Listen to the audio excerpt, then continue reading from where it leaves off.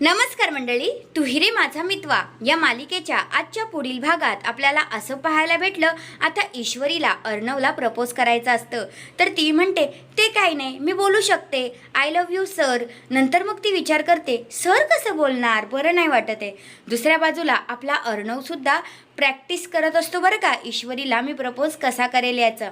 आणि मग तो पण आरशासमोर I love you miss Indore असं तसं प्रॅक्टिस करत असतो, पण त्यालाही काही जमत नसतं.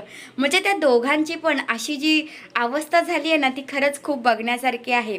मग आता ईश्वरी म्हणते ते काही नाही, काही असो, पण मी आज सरांना प्रपोज केल्याशिवाय राहणारच नाही असं आता ईश्वरीने ठाणलेलं असतं. आणि तिने मनात ठरवलेलं असतं की मी आज सरांना प्रपोज करणारच. तेवढ्यातच आपला अर्णवने पण प्रॅक्टिस करून त्याची झालेली असते आणि त्यानेही ठरवलेलं असतं की आज काहीही झालं तरी मी मिस इंदोरला माझ्या प्रेमाची कबुलीही देणारच. दुसऱ्या बाजूला आता अर्णव जो आहे तो रूममध्ये येतो, मस्त असा तयार होऊन आलेला असतो आणि ईश्वरी मात्र त्याच्याकडे बघतच बसते. तुम्हाला काय वाटतंय, हे दोघेही मनातल्या भावना व्यक्त करतील का?